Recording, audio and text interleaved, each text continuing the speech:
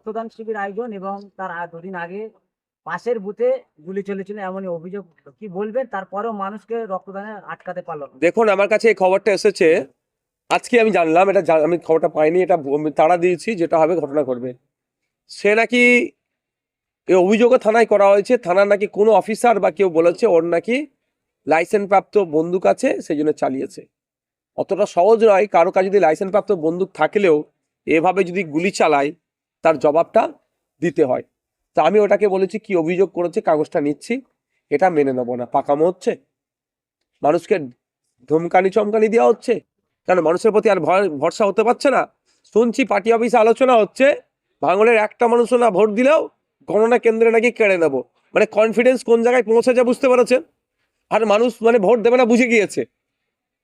এতটুকু শুধু বলতে চাই, আপনি বলছেন গণনা কেন্দ্রে কেড়ে নেবেন, যে মানুষ ভোট দিয়েছে তার ভোটটা গণনা কেন্দ্রে কেমন কেড়ে নিতে পারেন, মানুষের অধিকার কিভাবে হনন করতে পারেন, সেটাও তাহলে আমরা দেখাবো গণতান্ত্রিক প্রক্রিয়াতে। ভাইজান, আমরা দেখলাম যে অভিষেক ব্যানার্জি বলার পর একেবারে আইএসএফ কর্মীদের উপর হামলা হচ্ছে, একবারে মারধর হচ্ছে, এমনটাই দেখতে পাচ্ছি। কি বলুন এই নিয়ে? অভিষেক বাবুকে দায়ী নিতে হবে।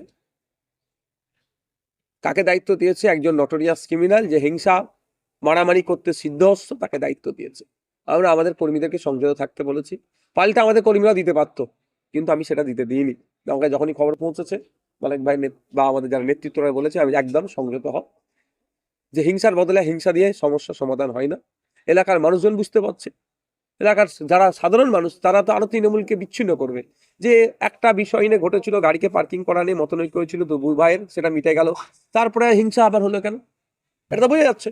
এর জবাবটা মানুষই দেবে। শওকত মোল্লা অভিযোগ করছে যে আপনাদের লোকজন বা কর্মীরা তারা গালাগালি করেছিল এবং তাদেরও কিছু মানুষ বা কর্মীরা তারা আহত হয়েছে। অভিযোগ দেখুন, শওকত মোল্লা সাহেব দুটো তিনটে বিষয় মুখস্থ করে রেখেছে। কিছু বিষয় হলে গোষ্ঠীদ্বন্দ্ব, সাধারণ মানুষের ক্ষোভ, ওরা আমাদের উপরে হামলা চালিয়েছিল, ওই জন্য আমাদের লোকেরা পাল্টা দিয়েছে।